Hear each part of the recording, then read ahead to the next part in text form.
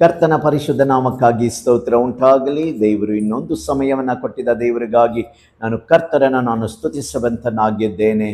ಈಗಲೂ ಕೂಡ ದೇವರ ಸಂದೇಶ, ಇವತ್ತು ನೀನು ಯಾರ ಮೇಲೆ ನಂಬಿಕೆ ಇಟ್ಟಿದ್ದೀಯ? ಹಲ್ಲೆಲೂಯಾ. ಇವತ್ತು ವಾಕ್ಯಕ್ಕೆ ನೇರವಾಗಿ ಹೋಗಕ್ಕೆ ನಾನು ಬಯಸುತ್ತೇನೆ. ಇವತ್ತು ಧ್ಯಾನಕ್ಕಾಗಿ ತೆಗೆಯಲ್ಪಡುವ ವೇದ ವಾಕ್ಯ ಕೀರ್ತನೆ ಬರೆದ ಪುಸ್ತಕ 20ನೇ ಅಧ್ಯಾಯ 7ನೇ ವಾಕ್ಯವನ್ನ ನಾವು ಓದೋಣ.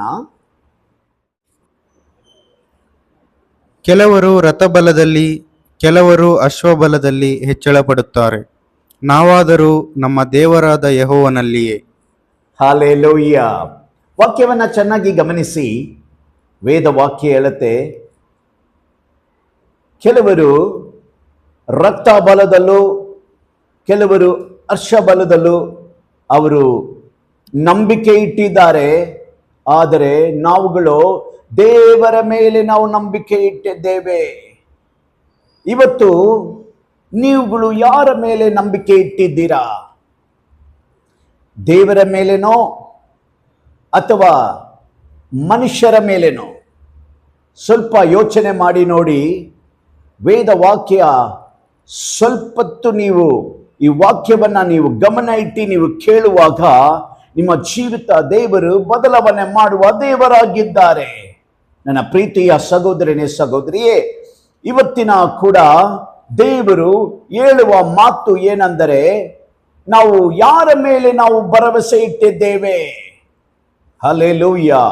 ಕೆಲವು ವಾಕ್ಯವನ್ನ ಓದಿ ನಾನು ಮುಗಿಸಕ್ಕೆ ನಾನು ಬಯಸುತ್ತೇನೆ. ವೇದ ವಾಕ್ಯ ಹೇಳುತ್ತೆ, 2 ಪೂರ್ವಕಾಲ ಬರೆದ ಪುಸ್ತಕ 32ನೇ ಅಧ್ಯಾಯ 8ನೇ ವಾಕ್ಯವನ್ನ ಓದಿ ನೋಡೋಣ. ಅವನಿಗಿರುವ ಸಹಾಯವು ಮಾಂಸದ ತೋಳು, ನಮಗಾದರೂ ನಮ್ಮ ದೇವರಾದ ಯೆಹೋವನೇ. ಆತನು ನಮಗೆ ನೆರವಾಗಿ ಯುದ್ಧಗಳಲ್ಲಿ ನಮಗೋಸ್ಕರ ಕಾದಾಡುವನು ಎಂದು ಹೇಳಿ ಧೈರ್ಯಪಡಿಸಿದನು. ಜನರು ಯೆಹೂದದ ಅರಸನಾದ ಹಿಜ್ಕೀಯನ ಮಾತುಗಳನ್ನು ಕೇಳಿ ಭರವಸೆ ಉಳ್ಳವರಾದರು. ಹಲ್ಲೆಲೂಯಾ. ವಾಕ್ಯವನ್ನ ಚೆನ್ನಾಗಿ ಗಮನಿಸಿ. ಇಲ್ಲಿ 2 ರಾಜ್ಯಕ್ಕೆ ಇಲ್ಲಿ ಯುದ್ಧ ನಡೆಯುತ್ತೆ. ಯುದ್ಧ ನಡೆಯುವಾಗ ಅಸರಯ್ಯಗೂ ಎಜೆಕಿಯವಗೂ ಯುದ್ಧ ನಡೆಯುವಾಗ ಎಜೆಕಿಯನು ಹೇಳುತ್ತಾನೆ, ಅವನಿಗೆ ಜನಬಲ ಅವನಿಗೆ ಮಾತ್ರ ಇದೆ, ಆದರೆ ನಮಗಳಿಗೋ ದೇವರ ಬಲ ಇದೆ.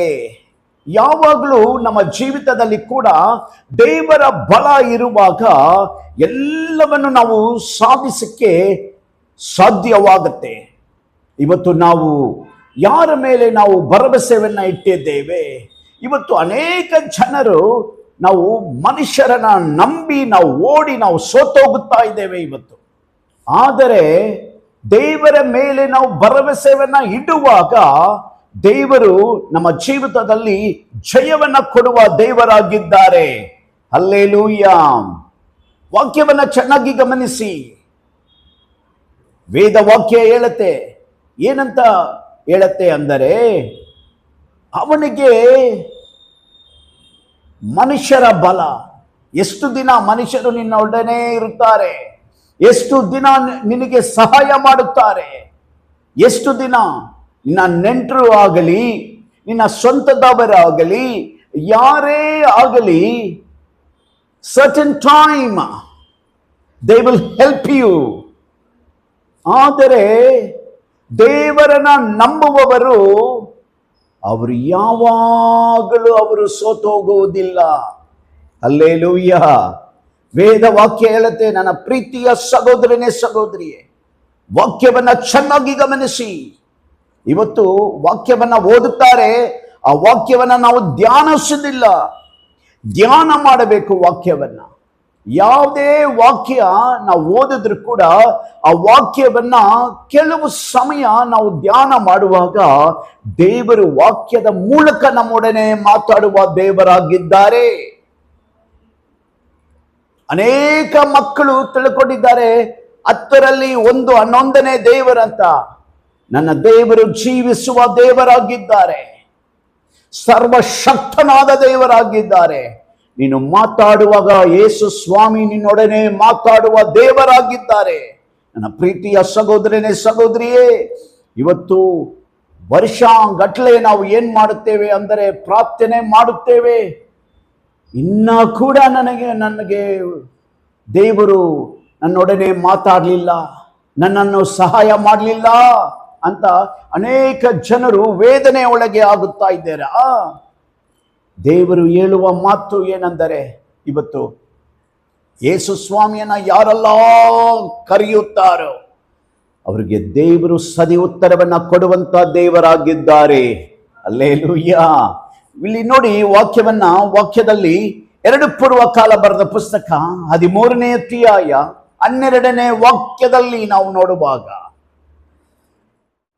ಇಗೋ, ದೇವರು ನಾಯಕನಾಗಿ ನಮ್ಮೊಂದಿಗಿರುತ್ತಾನೆ. ನಿಮಗೆ ವಿರೋಧವಾಗಿ ಆರ್ಭಟದಿಂದ ಊದತಕ್ಕ ತುತ್ತೂರಿಗಳನ್ನು ಹಿಡಿದಿರುವ ಯಾಜಕರು ನಮ್ಮೊಂದಿಗಿರುತ್ತಾರೆ.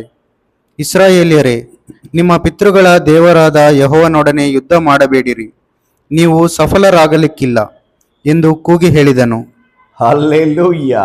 ಇಲ್ಲಿ ನೋಡಿ, ವೇದ ವಾಕ್ಯ ಹೇಳುತ್ತೆ, ನೀವು ಎಷ್ಟೇ ಮನುಷ್ಯರ ಹತ್ರ ಹೋರಾಡಿದ್ರು ವ್ಯರ್ಥನೆ.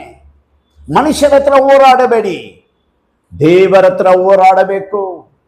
ನಾವು ಯೇಸು ಹತ್ರ ಹೋರಾಡುವಾಗ, ದೇವರ ಹತ್ರ ನಾವು ಹೋರಾಡುವಾಗ ನಮಗೆ ಜಯ ಖಂಡಿತ ನಿಶ್ಚಯವಾಗಿ ನಾವು ಜಯ ಪಡ್ಕೋಬಹುದು.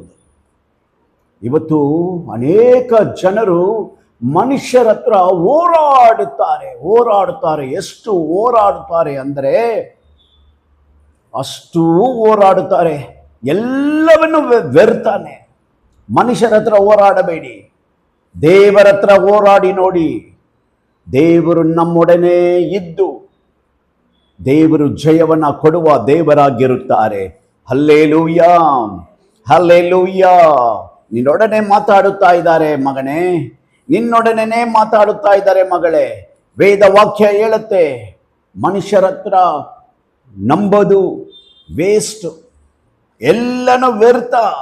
ನಾವು ಪ್ರಸಂಗಿ ಪುಸ್ತಕದಲ್ಲಿ ನಾವು ಓದುತ್ತೀವಲ್ಲ, 3ನೇ ಅಧ್ಯಾಯದಲ್ಲಿ ಎಲ್ಲನೂ ವ್ಯರ್ಥ, ಎಲ್ಲವನ್ನೂ ವ್ಯರ್ಥನೆ. ಆದ ಕಾರಣದಿಂದ ಮನುಷ್ಯರ ಹತ್ರ ಹೋರಾಡುವುದನ್ನ ಬಿಟ್ಟು ನಾವು ದೇವರ ಹತ್ರ ಹೋರಾಡುವಾಗ ದೇವರು ನಮ್ಮೊಟ್ಟಿಗೆ ನಿಲ್ಲುವಂತನಾಗಿದ್ದಾರೆ. ಹಲ್ಲೆಲೂಯಾ. ಇಲ್ಲಿ ನೋಡಿ, ವೇದ ವಾಕ್ಯ ಹೇಳುತ್ತೆ, ಯೆರೆಮೀಯ ಬರೆದ ಪುಸ್ತಕ 17ನೇ ಅಧ್ಯಾಯ 5ನೇ ವಾಕ್ಯದಲ್ಲಿ ನಾವು ವಾಕ್ಯವನ್ನ ಓದುವಾಗ ಗಮನಿಸಿ ವಾಕ್ಯವನ್ನ. ಯೆಹೋವನು ಹೀಗೆನ್ನುತ್ತಾನೆ, ಮಾನವ ಮಾತ್ರದವರಲ್ಲಿ ಭರವಸವಿಟ್ಟು ನರಜನ್ಮದವರನ್ನು ತನ್ನ ಭುಜಬಲವೆಂದು ತಿಳಿದು ಯೆಹೋವನನ್ನು ತೊರೆಯುವ ಮನಸ್ಸುಳ್ಳವನು ಶಾಪಗ್ರಸ್ತನು. ಹಲ್ಲೆಲೂಯಾ. ದೇವರು ಏನು ಹೇಳುತ್ತಾರೆ? ಯೇಸು ಸ್ವಾಮಿ ಏನು ಹೇಳ್ತಾರೆ? ದೇವರು ಹೇಳುತ್ತಾರೆ, ನೀನು ನರ ಮನುಷ್ಯನ ನಂಬಿ ಸೋತೋಗೋದಕ್ಕಿಂತಲೂ ದೇವರನ್ನ ನೀನು ನಂಬುವಾಗ ದೇವರು ನಿನ್ನೊಡನೆ ಇರುವಂತನಾಗಿರುತ್ತಾರೆ. ಯಾರೆಲ್ಲ ಮನುಷ್ಯರನ್ನ ನಂಬುತ್ತಾರೋ, ಮನುಷ್ಯರನ್ನ ನಂಬಿದರೆ ಅವನು ಶಾಪಗ್ರಸ್ತನಾಗುತ್ತಾನೆ. ನೀವುಗಳು ಹೇಗೆ? ನೀವು ಮನುಷ್ಯರ ಮೇಲೆ ಭರವಸೆ ಇಟ್ಟಿದ್ದೀರಾ, ಅಲ್ಲ ದೇವರ ಮೇಲೆ ಭರವಸೆ ಇಟ್ಟಿದ್ದೀರಾ? ಸ್ವಲ್ಪ ಯೋಚನೆ ಮಾಡಿ. ದೇವರು ಹೇಳುತ್ತಾರೆ, ಪವಿತ್ರ ಆತ್ಮನು ಹೇಳುತ್ತಾರೆ, ಇವತ್ತು ದೇವರ ಮೇಲೆ ನಮ್ಮ ಭರವಸೆ, ದೇವರ ಮೇಲೆ ನಮ್ಮ ನಂಬಿಕೆ. ನಾವು ಯಾವ ಕಾರ್ಯ ಮಾಡಿದ್ರೂ ಸರಿ, ದೇವರನ್ನ ಮೊದಲನೇದಾಗಿ ದೇವರನ್ನ ಮುಂದೆ ಇಡಬೇಕು. ನಾವು ಯಾವಾಗ ಮುಂದೆ ಇಟ್ಟು ಹೋಗುತ್ತೀವೋ ಕಾರ್ಯವೆಲ್ಲ ಸಫಲವಾಗುತ್ತೆ. ನೀವುಗಳು ಹೇಗೆ? ನನ್ನ ಪ್ರೀತಿಯ ಸಹೋದರನೇ ಸಹೋದರಿಯೇ, ವೇದವಾಕ್ಯ ಹೇಳುತ್ತೆ, ರೋಮರು ಬರೆದ ಪುಸ್ತಕ 8ನೇ ಅಧ್ಯಾಯ 31ನೇ ವಾಕ್ಯದಲ್ಲಿ ವೇದವಾಕ್ಯ ಹೇಳುತ್ತೆ,